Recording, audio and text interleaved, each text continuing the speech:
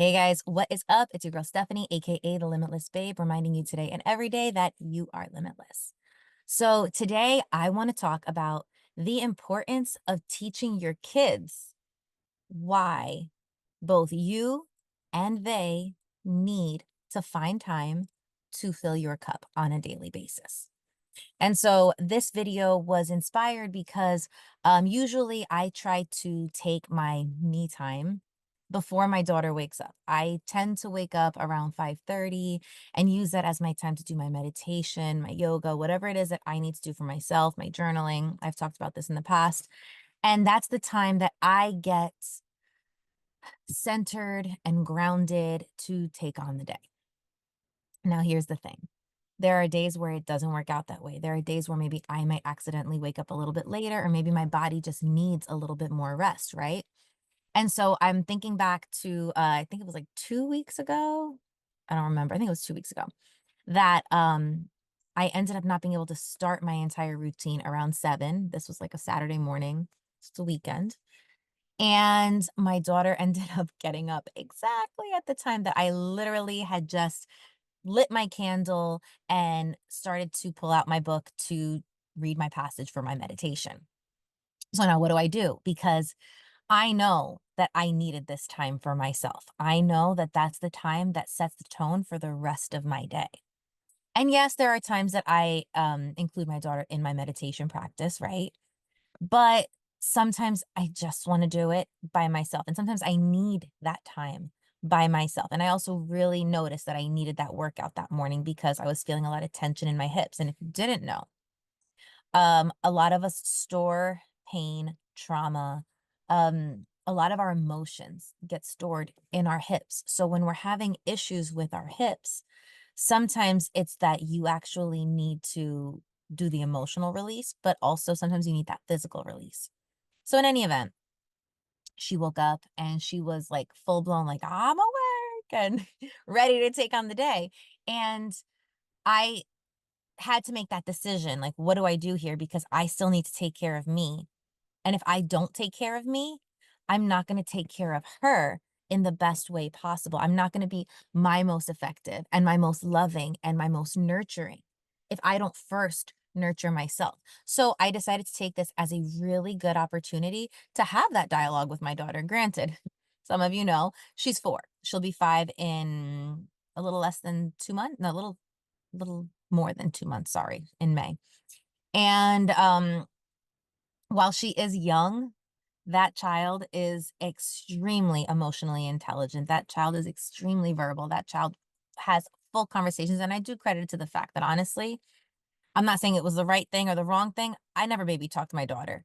I was never really comfortable with baby talk. It was me and her alone in the house with 2 dogs. So I spoke to her like a normal person. And I still speak to her like a normal person. So when she woke up, I had that dialogue with her and I was able to. I sat her down and I told her, baby, this is mommy's time. And I wasn't expecting you to get up yet, but I still need my mommy time. So, you can either meditate with me and do my yoga with me, but be cooperative. And I don't want to talk about other things. Or you can give me my time and go play nicely or watch some TV or whatever it is that you want to do while I take care of me. But either way, I need my time for me right now. And I'm not going to talk to you during this time. And I let her think about it and she decided that she wanted to watch a show and have some milk and, play in her room. I said, okay, fine. And so I set a timer and I told her, I said, when this timer goes off, you can talk to me. And I know to some people that sounds horrible, like, "Oh, you don't let your daughter talk to you?" Well, here's the thing, yes, I do, of course, but I also have to honor myself, and I did explain that to her. I did explain, "Baby, if mommy doesn't get her time and fill her cup and take care of herself, then she has nothing to give to you. So I need to take care of myself right now so that I can take care of you better. Do you understand?" And granted, of course, I'm expecting a lot from a 4, almost 5-year-old, but she understood enough to be able to cooperate. And while, again, to some people, this may seem harsh, keep in mind, What am I teaching her subconsciously? Because remember, we're always operating, well, not always, 95% of the time, we are operating from our subconscious mind. So subconsciously, I am teaching my daughter, well, mommy takes care of herself. Mommy loves herself. Mommy does make time for me, but mommy also makes time for herself. She prioritizes herself. So when my daughter is an adult and has a child of her own, what do you think she's going to do?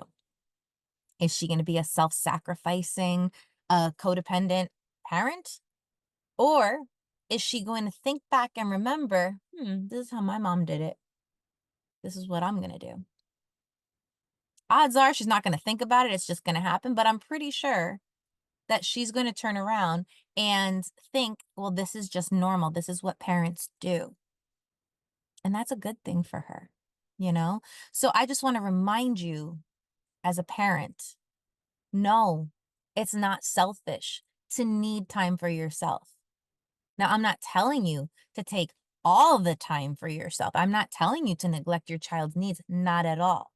But I am saying that it is absolutely okay to release yourself of the guilt and the burden of feeling bad for needing to take time for yourself. Okay? That's the stuff that is going to not only make you a better parent, but it's going to teach your kids true self love, self care, um, and the value of pouring into yourself before pouring out for others. All right. So I hope you found this helpful. If you haven't already, please subscribe to the channel. Please like this video. Please comment.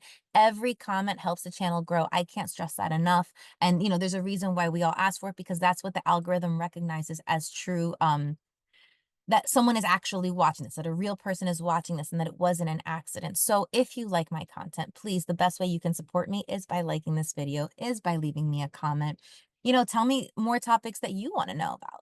That's a great comment that you can leave. You can leave me an emoji if you want. You can leave me whatever you want, but comments matter. Comments help, as do subscriptions. So please, I appreciate you for watching. I am grateful for you supporting the channel. And again, I hope you found this helpful. And as always, I hope you stay limitless.